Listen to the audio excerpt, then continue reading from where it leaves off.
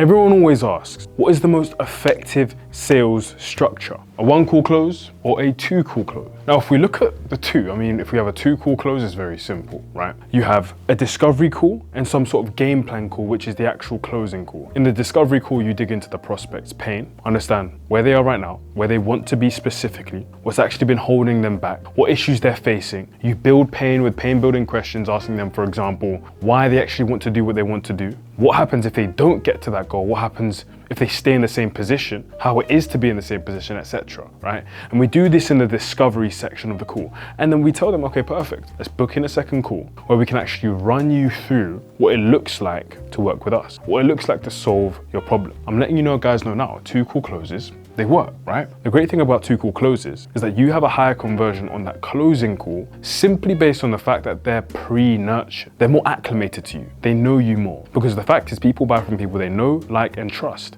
And over a couple days period, they've spoken to you once, they're speaking to you twice. It makes sense. The issue with 2-call closes is that between this first call and the second call, we're playing 2 games because we've already, from this point when they booked in, we've already fought the battle of getting them to show up to the first call. Let's say you have an 80% show rate here. And then we have to fight a second battle to get them to show up to the second call. And let's say you have maybe another 80% or let's say 70% show rate here. You fought 2 battles, right? And this is something you don't necessarily want to go through. Of course, the close rate is higher on this second call just because they're extremely nurtured, and you can make sure in a hypothetical situation that you give them training assets, sales assets to go through, etc. But the fact is, we don't really want to go through this. It's a bit tedious as well because you're spending 2 periods on a sales call. Maybe it's a 30-minute and a 30-minute period, or it's a 45-minute and a 20-minute period. We also have, of course, the 1-call close. And the 1-call close is what most people do. You just book in a call, we'll show you what it looks like to work with us, we'll do the discovery first. So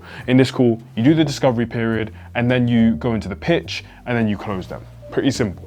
But the issue we have with the 1-call close is it's a bit run and gun. If the prospect isn't that warm to your offer, they haven't consumed a lot of your content, if they're maybe from ads, they're maybe from a cold traffic source, it's sometimes difficult for them to purchase a large high ticket program on this call. If your program was maybe $500, 100% a 1-call close makes sense. But if your program is a high ticket fitness coaching program in a hypothetical situation and it's like 5,000 or 10,000, a 1-call close is not the easiest. So what should you do? 1-call, 2-call. What you should do is just do both. And how you're gonna do both, ladies and gentlemen, is with what I like to call the sneaky triage. So, the sneaky triage. Number 1, how do we implement it into our business? How do we actually utilize it? But number 2, what is the purpose of the sneaky triage? How does the call itself actually go? This call is very simple. On our calendar scheduling software, on our system, we're gonna let them know that they need to have WhatsApp downloaded, and we're gonna let them know that a team member of ours will contact them. So they're already primed for this. They come and they're redirected onto our post-booking page once they get booked into the call. And on this post-booking page, we have a post-booking video where we go through how the call goes, etc. We go through that they need to watch the training videos beforehand, but we also tell them that your head of operations, your client success manager, your head coach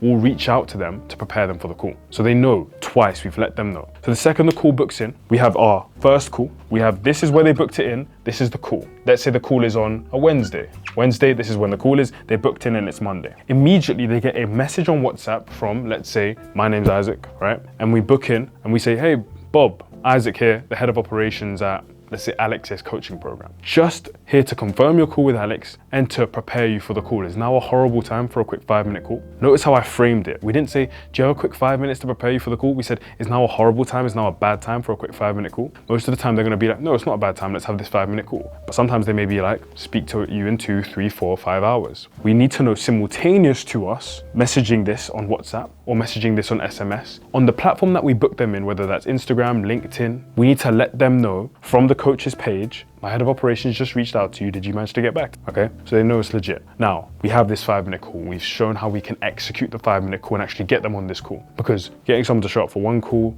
and then 2 calls, difficult. This is a normality. It's a quick 5-minute call, it's a preparation, it's a no-brainer. This call usually, in the realistic sense, is actually 10 to 20 minutes-ish, if you're doing a good solid triage call. Now, the purpose of a triage call, we need to know we're figuring out 3 things. Number 1, disqualifying unqualified prospects. This is a no-brainer. This will make your closer's life, or you as a coach's life, a beautiful life, on the basis that people have a misconception. Big booked calendar looks amazing, it looks great, but then if you're speaking to unqualified prospects, you're just wasting time. That's time that could be spent, collecting cash from other clients, qualified calls. It could be spent making content, sending emails, sending SMSs, coaching your clients, anything. But the fact is, we don't want to spend time on unqualified calls. So this is when we disqualify unqualified prospects. And we disqualify on pain and price. Let's start with price. If someone simply cannot afford the program, we're gonna have to disqualify them. The beautiful thing is, if you have an effective offer suite, which I go into in another video, probably linked down below, we can simply, instead of just DQing them right here, we're going to downsell them into our mid-ticket. So let's say, for example, you're an online fitness coach and you have a $5,000 coaching program. Let's say we said $5,000 for 8 months. If they can't afford this, you could downsell them into a mid-ticket, which is maybe a simple $200 per month. Very simple. And so you make money regardless, okay? We can also disqualify them on pain, because some people would be a big nightmare to close. You wouldn't be able to close them on the basis that they don't have enough pain to take action on their goals. If you ask them questions on the lines of, so why do you even want to do this? And they go, oh yeah, I just want to, get in shape. And then you probe and you probe and you probe and you get nothing back from them. And they go like, just want to get in shape. How important is it to you? Not that important, I just want to get in shape. There's really no point them coming onto our actual sales call right here on Wednesday, because of the fact that they don't have enough pain, or you've just not done a good enough job in revealing that pain. Some people just want to speak for the sake of speaking. They don't actually want to solve their problem. We disqualify unqualified leads via pain or price. Next, collect info. We want to collect as much information as possible about the prospect. We want to go so deep with this prospect that we know their dog's name. We know their auntie's best friend. Like, we want to know everything about this prospect, because the beautiful thing about a triage call, a sneaky triage call like this, is there's no actual outcome. You don't have to close them on this call, you just have to do discovery, right? Discover. Collect information, because this information is going to be used as ammo for the closer. Because not only do we record this call, but we take notes, which we then provide to the closer, who now knows exactly how to objection handle. And this is also where we pre-handle objections. We need to understand where the prospect is right now, exactly where they want to go, what's their dream state, their ideal goal. Is it a Cristiano Ronaldo physique? Is it a Ronnie Coleman physique, right? What's been holding them back? Is it because of a lack of time, Is it because they lack motivation and they need accountability? Is it just because they just don't know where to start, they lack knowledge? What is the thing that's been holding them back? Can we sift out objections before our closer needs to sift out objections on the actual closing call? Here is where we also define, for example, are they the authority? Can they make this decision about their health in the first place? Because if they're not the authority, and let's say, for example, we have a man here who wants to get in shape, but he always needs to ask his wife for permission to make financial decisions. We need the wife on the call, because there's no point us having this call with him for him to go, yeah, I need to speak to my wife. And thinking about it logically, if the wife was not on the call, she has not been sold, right? And there's no way he can sell it better than we can sell it. So therefore, she's always going to convince him out of the decision rather than into the decision, unless she's fully for it, right? So we need to pre-handle objections. Can we disqualify them with pain and price? Can we find out if they're the authority making the decision? Can we instill some belief in them that the closer, the coach, the program will actually get them to where they need to get to? And we collect as much information as possible. Now, the final thing is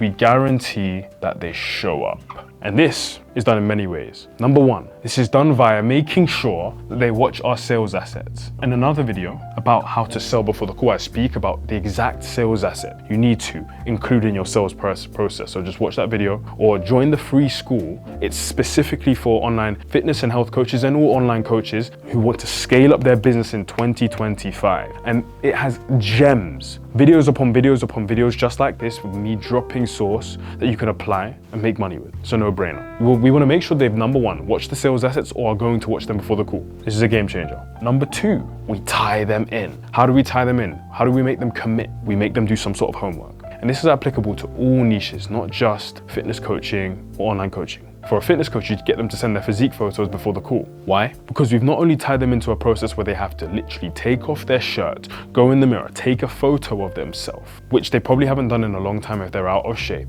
But number two, we can now use these photos on the sales call itself to use as a pain building process. And we do it in an expert way. We show them the photos and say, okay, cool, you've got some really good chest genetics, your shoulders need some work, we want to focus more on the belly, we want to do this, X, Y, Z. But the fact is they're staring at themselves naked, not naked, right? But staring at themselves with their top off, with their physique showing, and they really come to the reality that they're not in shape and they're not in the shape that they want to be in. So they need to change, okay? So commitment, homework, I like to call it. Finally, we get them to show up. And this is done by heightening the value of this call via increasing the scarcity of this call and raising the value of the coach or the closer. We want to say, for example, let's say you're the coach and you have your appointment setter taking these triage calls. This is where your appointment setter says, yeah, so Mark, the coach, honestly, his schedule is packed. So can I just guarantee and confirm that you're going to be on this call, or is there a better time we should reschedule it for? Or you could say something on the lines of, honestly, Bob, I think Mark's gonna absolutely love speaking to you. You seem like someone who's actually ready to take action, has a desire within their heart to do this and take action on their health, unless I'm wrong. And they're gonna go, yeah, no, I'm that type of person. Perfect, he's gonna have a wonderful time speaking to you. I think you're gonna really enjoy it as well. And then here you also tell them exactly how the call goes, the structure of the call, and we sneakily let them know that they will be paying on the call if the program is right for them. This is how I would frame it. I'd go, the call itself is a really chill call, really simple call with Mark. He's gonna start off by going over exactly what's been you've been going through with your health, your fitness, everything you've been going through, what you've been struggling with, what you want to achieve, etc. Once he understands this, he will then go into breaking down what it actually looks like to logistically work with us and to transform your life with our coaching program. If you think, wow, this is incredible, this coaching program is definitely gonna help me, and if Mark thinks you're gonna be a great prospect, great candidate, great student in the program, then and only then will we go into the onboarding, investment, and payment on the call to get you started as quickly as possible. If you don't think it's really for you, and if maybe you and Mark don't really align that well, at least you've still got some clear A to Z guidance on exactly how to get in shape. How does that sound to you? Does it sound like a win-win situation? And trust me, I've taken over 100, 200, 500 of these triage calls, and almost all the time they go, yeah, that's a win-win, because it is a win-win. They either get into the program where they're going to change their life, or they get some clear guidance. We've given them and made sure they've consumed the sales assets. We've given them some homework. We've made sure they actually show up to the call. And with this sneaky triage process, without having to do a 1 call or a 2 call close, we have successfully sold before the call and pre-qualify our calls to make sure only the highest quality calls, most nurtured calls are showing up onto our calendar. If you don't know who I am, I'm Isaac, 20-year-old owner of a sales and marketing consultancy firm. We help online coaches, online fitness and health coaches scale up their businesses. And honestly speaking, I need to make sure that you join the free school. It's an absolute no-brainer if you want to take your business serious in 2025. But if you're even more serious than that and you want to expedite the process, book in a free fitness business audit with myself or a member of my team. We'll go over everything. We'll kind of dissect your business up and give you the source you need to get to the next level, possibly work together if there's some sort of alignment there. Hope you've enjoyed this video. More videos down below of the same value. Take care of yourself. Have a great day. Jesus loves you. God made, God paid.